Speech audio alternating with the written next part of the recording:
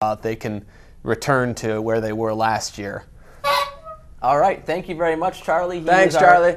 NFL offseason analyst there, tracking all the free agent moves. We'll be right back after this commercial break, playing a little odds and some pick'em. Charles in charge of our days and our nights. Charles in charge of our wrongs and our rights. And I want Charles in charge of me. It's gonna be a good show tonight, Jesse. Better than Tuesday newsfeed, at least. You know we're right here, right? Yeah, guys, what's your problem?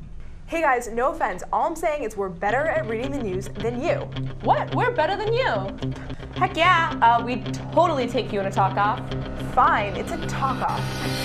Turnip cells, seashells, down by the seashore, to swimmers that shout shameful sayings, at sharks that shout shameful sayings back. Peter Piper picked a peck of Did Peter Piper pick a peck of pickled peppers? Is Oh no, go to weather, now! They're sending on their weather? No, go to weather. We're going to weather. What are you doing here? I'm trying to do weather, Kate. I'm doing weather tonight. No, I'm sorry. They put the best people on weather for tonight. Oh, are you kidding? Cut. Hey, it's my night. I say cut. Did you just see that? Obviously, our night Wednesday is a lot better, right? Of course. Be sure to turn in Monday, Tuesday, and Wednesday night for all your campus, local, and international news. See you then.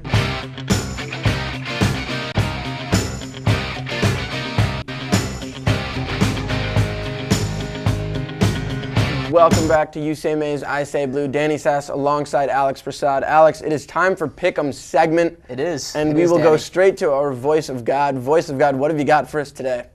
Pick'em, America's team, Red Sox Nation or Yankee country? Take it away, Alex. All right, I was going to let the New Yorker go for it first. I'm a Mets fan. I know you are. I know you are.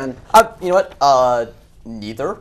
Come on. Everyone roots for the hometown baseball team. And if you're from Michigan or you're from Ohio or you're from Pennsylvania and you're rooting for a team that's not, your hometown team, and you're rooting for the Yankees or the Red Sox, I don't like you. That's what it comes down to. I hate them both. Because they both outspend all the other teams in baseball, 2-1, something ridiculous like that. There's always some schmo out there who's a Yankees fan, a Notre Dame fan, a Duke basketball fan, a Cowboys fan, a Lakers fan, and for whatever reason he likes Brazil soccer too. And I think this same schmo is starting to become a little bit of a Red Sox fan in recent years. Well, just so many of those little Red Sox hats, some with the little Irish, clover on the back. Right.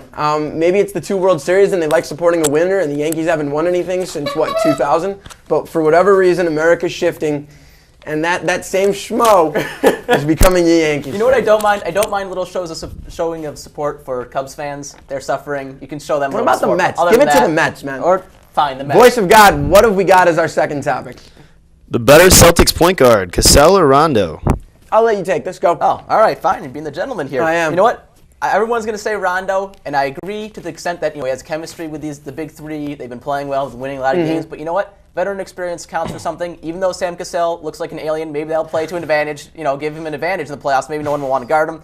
But no, really, the veteran experience, I think, is what matters. And once again, the regular season doesn't matter. It's an overarching thing. Let the veteran experience come off the bench. You have a young kid in Rondo who's finally gelling. Stat-wise, he's just as good as Cassell, averaging double figures in points, 5 assists, 4 rebounds. He can get it done on the stat sheet. You don't want to break a young kid's confidence by bringing in a veteran and getting him, shysted out of playoff minutes that he's earned. I think there's legitimate arguments on both sides. There you go. Thank you to our Voice of God. It is time for the odds segment. Alex, what are the odds that Roger Federer never wins another Grand Slam tennis tournament? Yeah, well, when I first read that, I thought it was Grand Slam overall, and that's a really tough thing to do. He still hasn't won one of those. I put it at 10%. You know what? The guy's struggling, but he is not the vaunted Adam Wallace machine, Danny. He cannot win all the time. And you know what? He's going through a little bit rough patch. Tiger Woods went through a little rough patch earlier. Yep, Tiger Woods had an 11-month winless streak. Federer's lost 2 matches in a row. He'll be fine. He probably won't win the French. That's Nadal. He'll win Wimbledon. He's fine. I have it at 1%. All right, I'd be stunned. All right, moving right along. Speaking of number ones in the world, Jake Long, will he be the number 1 draft pick in the NFL draft? No, I think it'll be Matt Ryan. I have this at 10%. The Dolphins need a quarterback. It's not John Beck. It's not Trent Green. Matt Ryan projects to be a very good quarterback. I think Parcells says, he's a lot like Troy Aikman, same build, same mechanics. Take the kid, run with it. You know, See what he don't can forget, get. I think Drew Henson's still out there. Maybe he's the answer for the Dolphins. But you know what? I'm going to say... Cleo Lemon signed with Jacksonville, so they lost their kid from last year. All right. I'm going to put it at 20%. I'll tell you, I think they should. But there's a stigma about taking an offensive lineman, the number 1 overall pick. They don't think it's worth it. I think left tackle is a very important position. Three it's to up there with the Falcons. Quarterbacks. He'll go third to the Falcons. Okay, all right, fair enough. What are the odds that the Phoenix Suns miss the playoffs? Well, believe it or not, you Say Maize watchers, I actually went through the Phoenix Suns schedule. I give them 11 certain wins going down the stretch. That gives them 50 wins. 50 wins is going to be right on the edge in the West. But that's not giving them any wins against the likes of San Antonio, Dallas, even coming out east and they can against beat Detroit those teams, and Boston. If they pick up 2 or 3 wins amongst those, 10 games that are really tough, they're going to I have it at 25%. Here's the thing. They're only 2.5 up on the 8 spot. Golden State wins a couple games. Houston's surging right now. You never know what can happen. They lose a couple bad games and suddenly they're in trouble. I think they're too good of a basketball team, and I think Mark D'Antoni's too good of a coach to let that happen. Yeah, so I put it at 10%. I never even said that. But yeah, it's a remote chance. And then finally, our last part of the odds segment here, Mike Krzyzewski. Is he going to win? Coach K is Coach K. Is he going to win 1,000 I'll games just in say his career? 45%, maybe. Depends if he's 61 years old. So there you go. All right, I'm going to put it at 100%, Danny. You think I've been burned last time, but I'm going all out on this one. I'll tell you why. I'm not going to predict about whether his health's going to go bad or whether if he keeps coaching for the amount of time that I think he will, which is 10 or 15 more years, barring anything terrible happening to him, he is definitely going to get 1,000 wins. There you go. That's it for our odds segment. It is time for ATP's decree. I'm going to slide off the screen. Take it away. All right, I'll do that, Danny. And you know what? Let's talk about Kevin Borseth. I think his tirade was awesome. Yes, it was entertaining, but also it showed the guy cares. I mean, this guy has turned around women's basketball, and all this undue criticism I think is undue, especially from Tony Kornheiser.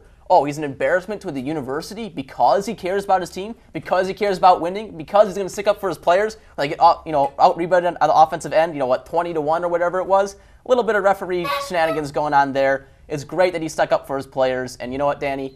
I don't think he should be, anyone should demean him for that at all. I loved it. I thought it was cool, and he's done a great job with this women's basketball team that struggled mightily last year. I'm going to kick you off. It is time for DJ on the mic. And there is still hope for all you out there Michigan basketball supporters. I know there's some of you diehard kids left. Look, I know it doesn't take a genius to look at a 9-20 record and realize it's a disappointment, but this is the beautiful thing about March, right? Michigan can go out and get shellacked this weekend by Purdue. Same old Michigan. But all it takes is 4 games, a win here, a win there, maybe upset a team like Wisconsin, upset a team like Sparty, and before you know it, John Beeline and the boys are going dancing. There's still hope. There is still hope. That's the lovely thing about March. Danny, I have to admire your optimism, baby. Optimism. It's all about the optimism. I have to admire it, And speaking of optimism, I believe that we had a perfect show today, so I don't even know why we're having Andy on as Stat Boy. Andy, where did we go wrong today? It was hardly perfect, just on the retardedness of that statement that you just made right there. The chances of Michigan, I'm sorry, they're not beating Wisconsin anytime, anywhere in this year, period. Anyway, as far as Roger Federer calling it like a rough patch, losing 2 matches, I don't know, that's kind of crazy. I mean, I once saw the guy win a match eating a sandwich. But anyway, I really think, you guys did a good job today, so back to you guys. Wow. Hey, Michigan was pretty close. Michigan was pretty close to upsetting Wisconsin earlier this year. That's the great thing about sports. You can never count anybody out. You're right. So we will see. Moving on to the rapid fire wrap-up. Oh, don't wait. Email us, wolv.mazeblue@umich.edu. We're friendly people. We will reply. We love you all. No one even understood that. No, it's okay. They saw the graphic. Youch. That's actually a word, and that's Yao Ming, stress fracture in the foot. Danny, where does this leave the Rockets? Hey, they still won 15 in a row. Let T-Mac take over. They're better defensively. I still think they're going to get in the playoffs, and Denver's going to be the odd team out. My New York Jets spending a ton of money. That's fantastic. I love it. I'm happy. Big Ben re-signing with Pittsburgh. We got to wrap it up. Birdman back in the NBA after a 2-year suspension. Sidney Crosby returning to the NHL. That's Alex Prasad. I'm Danny Sass. Thanks for Charlie Clinton. Take it easy. We will see you next week.